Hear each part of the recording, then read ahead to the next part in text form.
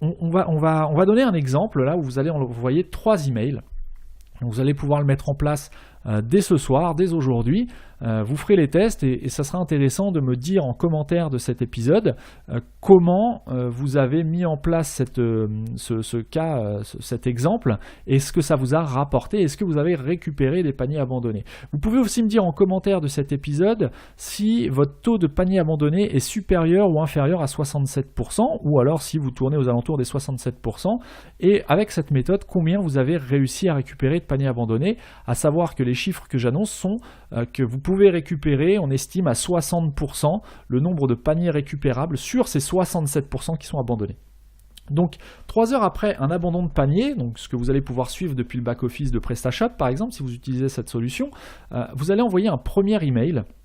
dans lequel vous allez rappeler le panier en mettant une image du ou des produits qui sont contenus dans ce panier. L'image incite beaucoup plus à porter attention au contenu d'un mail que si c'était uniquement du texte. Vous allez également mettre dans ce premier email que vous allez envoyer 3 heures après l'abandon du panier par le client, vous allez mettre un lien vers le panier. Donc le lien vers le panier, ça va être ce qu'on appelle un CTA, un Call to Action, donc un appel à l'action qui va inciter l'utilisateur à cliquer sur ce lien et à afficher à nouveau son panier qu'il a précédemment abandonné, de manière, évidemment, vous le but c'est qu'il transforme ce panier en commande,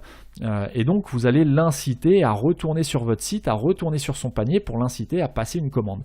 Et enfin, dans ce même mail que vous allez envoyer, je répète, 3 heures après l'abandon du panier, vous allez mettre des éléments de réassurance. Vous allez lui indiquer pourquoi passer une commande tout de suite sur votre site, c'est sans risque, c'est garanti. Vous allez avoir éventuellement, vous mettez en avant vos points forts. Si vous faites bénéficier de la livraison gratuite, eh bien mettez-le dans ce mail de manière à lui montrer qu'il a tout intérêt, qui va commander en toute confiance sur votre site et donc que vous êtes un site sérieux et que vous attendez avec impatience sa commande pour le satisfaire au mieux. Ensuite, une fois que vous allez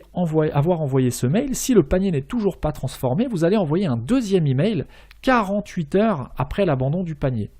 Dans ce deuxième mail, vous allez lui demander, tout simplement, vous allez lui demander, donc vous portez un intérêt à son action, son abandon, vous allez lui demander pourquoi il a abandonné son panier. Posez-lui la question en toutes lettres. Bonjour monsieur Dupont, je vois que vous avez tenté de passer une commande sur notre site, vous avez abandonné votre panier, accessible ici, et là vous pouvez encore une fois mettre un lien. Nous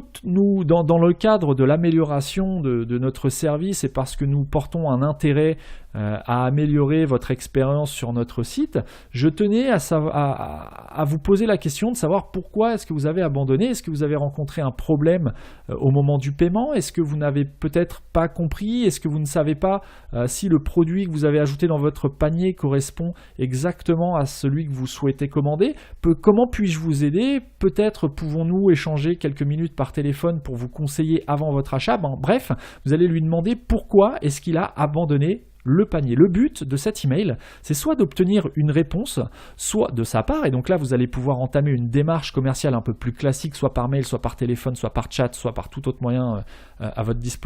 disposition. Mais le but, c'est vraiment d'engager, encore une fois, le client à vous répondre et d'inciter à l'interaction, c'est-à-dire qu'il va voir que vous prenez en considération le fait qu'il soit venu sur votre site, mais qu'il n'ait pas finalisé son achat. Et vous demandez simplement pourquoi est-ce qu'il n'a pas finalisé son achat? Est-ce qu'il a rencontré un problème? Auquel cas vous vous proposez de l'aider à résoudre ce problème et donc vous allez interagir avec lui de façon naturelle et vous allez l'engager auprès de votre marque. Et si malgré ce deuxième mail vous n'avez pas de réponse ou alors le client n'a toujours pas validé son panier, vous allez envoyer un troisième mail 5 jours après l'abandon du panier et là ça va être le mail de la dernière chance. C'est-à-dire que dans ce mail, vous allez lui envoyer un code promotionnel, encore une fois personnalisé si possible. Donc si vous n'avez pas les moyens de faire ça directement depuis votre solution e-commerce en natif, voyez s'il n'y a pas des plugins, des modules qui sont disponibles qui permettent cela. Sinon, voyez pour faire développer une petite partie spécifique à votre site qui va vraiment personnaliser l'envoi du mail de la dernière chance dans lequel vous allez vous allez pouvoir mettre un code promo personnalisé en lui disant que voilà, c'est la dernière chance malgré les relances que vous avez faites, vous êtes intéressé à lui, à son parcours d'achat, vous avez vu qu'il n'avait pas finalisé son achat, vous aimeriez savoir pourquoi, mais il n'a pas eu le temps ou pris le temps de vous répondre. Malgré tout, vous souhaitez vraiment qu'il conclue cet achat et vous souhaitez vraiment lui faire bénéficier d'une expérience d'une bonne expérience sur votre site avec des produits qualitatifs, lui prouver que vous allez traiter sa demande rapidement avec des frais de port éventuellement qui sont réduits ou gratuits, bref que vous vous intéressez à sa consommation et que vous voulez lui apporter une réponse à sa demande, et donc là vous mettez à disposition un code promotionnel. Par contre vous précisez bien, vous bornez les conditions, c'est-à-dire que vous allez préciser que ce code promo il est valable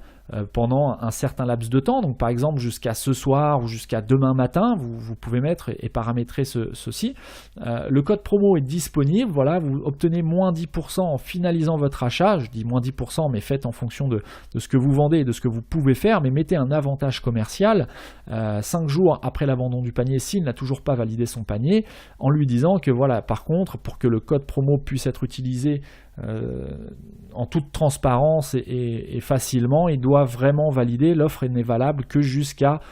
ce soir ou demain matin, ou voilà, mettez une limite pour borner et ne pas avoir un code promo qui se balade dans la nature et qui au final pourrait être récupéré un peu par n'importe qui dans n'importe quelle condition. Le but c'est vraiment de personnaliser la communication avec votre client et votre prospect. Donc voilà, on est dans un scénario où vous avez mis en place 3 mails qui vont être envoyés automatiquement. Bien évidemment, c'est pas vous qui allez checker derrière votre back-office à plus 3 heures, plus 48 heures et plus 5 jours.